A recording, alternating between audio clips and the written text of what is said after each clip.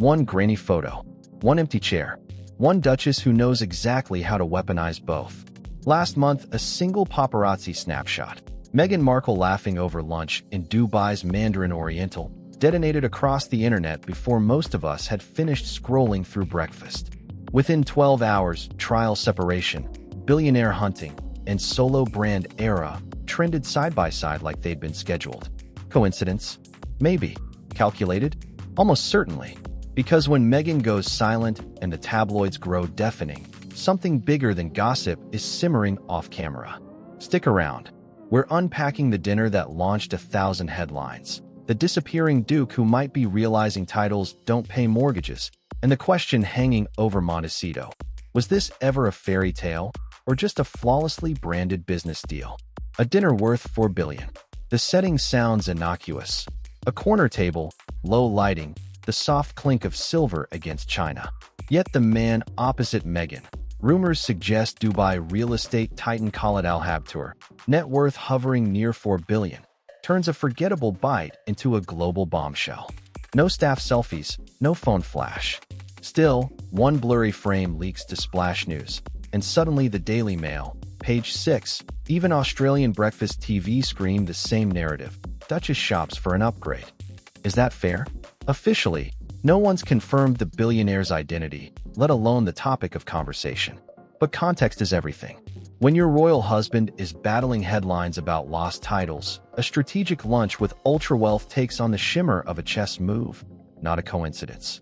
Reports claim Meghan's team offered a brisk no comment.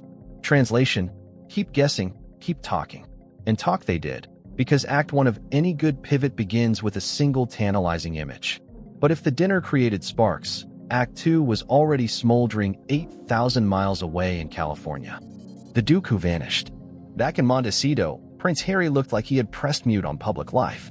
No candid coffee runs, no polo cameos, not even a supportive nod at Meghan's trademark filings. Instead, insiders whispered he was buried in Invictus planning, the only gig that still feels undeniably his. Meanwhile, Buckingham Palace quietly wiped HRH references from its website. Just 3 lines remain, the digital equivalent of a royal shrug. Royal watchers claim Harry was blindsided. That's unverified, yet it matches the optics, a former prince shrinking into footnotes while his wife trades tiaras for trademarks. And those trademarks? They're sticky literally. Because while Harry navigated erasure, Meghan was bottling a brand sweeter than palace protocol: jam. Fig jam and the American Riviera Gambit. American Riviera Orchard. 5 syllables, 1 lifestyle promise, sunshine, heirloom fruit, and a California duchess who no longer needs Buckingham's crest on her letterhead. Trademark filings list jams, jellies, sauces, dog treats, even table linens, everything you might stock in a perfectly lit pantry that screams soft luxury. 50 sample jars found their way to celebrity friends and micro-influencers, complete with wax seals and calligraphy. Feedback, according to marketing gossip, was polite, not viral. On eBay, those jars surged to $700, proof that scarcity still sells even if flavor doesn't. The subtext is louder, a self-funded revenue stream signals independence. If the Sussex Netflix cash dries up, Arrow could, in theory, drip enough golden syrup to keep the Montecito mortgage smiling. Yet lifestyle lines succeed when Hollywood sprinkles stardust. And that's where the glow suddenly dimmed. Remember June 2023, when Spotify's Bill Simmons slammed the Sussexes as grifters? The shockwave rattled more than one boardroom. Fast forward. Their high-budget cartoon never materializes, podcast numbers stall, and Netflix's renewal loiters unsigned. Talent agency WME still represents Meghan, but executives quoted in Variety dropped cautionary phrases like, "too much noise, not enough content." Even a friendly women's panel went frosty when Meghan trotted out her beloved 11-year-old dish soap feminist anecdote for the umpteenth time.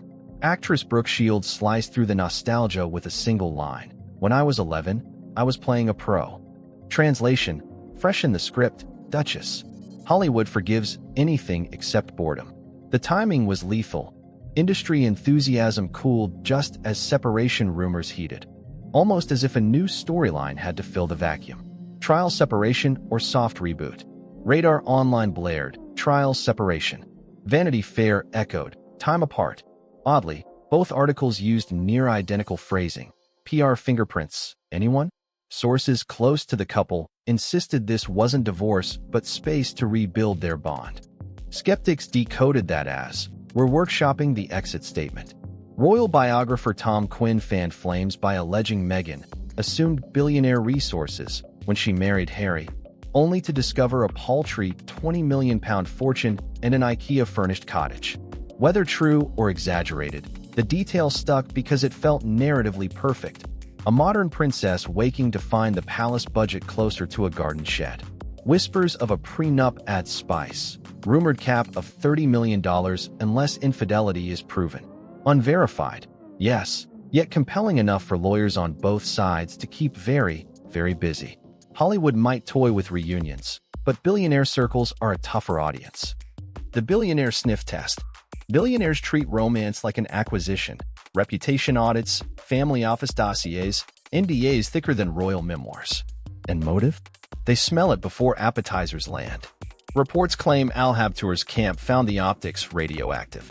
Unconfirmed, yet plausible. Why court a duchess whose press kit currently screams strategic turbulence? Prior murmurs placed Meghan at the same party as Elon Musk at an afterparty near Jeff Bezos, none of it verified. But each rumor reinforces the narrative that she's scanning Forbes rather than Farmer's Market. Problem is, ultrawealth wants drama-free trophies, not headline hurricanes. If billionaires back away, the next best pivot might be home? Except home, Windsor or Montecito, no longer looks stable either. And the firm across the Atlantic seems to be clearing its family photo wall with surgical precision. Buckingham Palace edits history. In February, the palace website sliced Harry's profile to a footnote, repositioned images, even shuffled tab order, subtle moves for civilians, but in royal language that's a public disowning written in HTML. Palace officials never comment, they simply curate.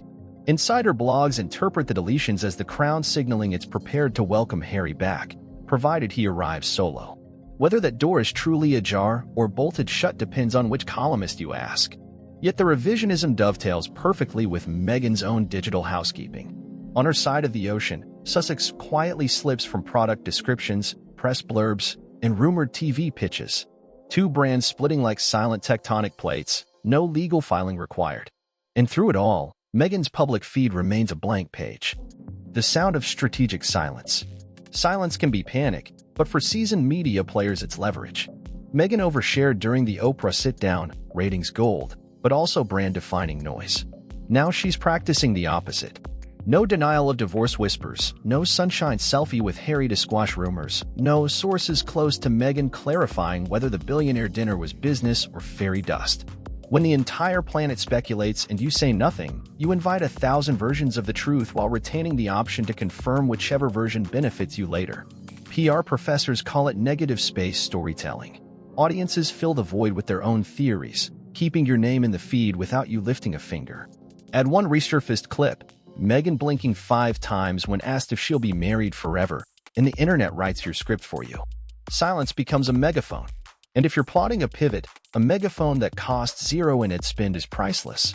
Love story or launchpad? Let's rewind.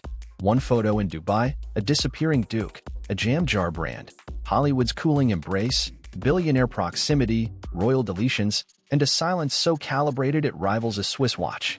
Viewed together, they sketch a pattern that feels less like messy marital drift and more like a board-approved transition plan. Maybe the Sussex union really is weathering nothing more than a mid-career recalibration. Maybe divorce papers already sit in encrypted email drafts. Both scenarios remain unverified.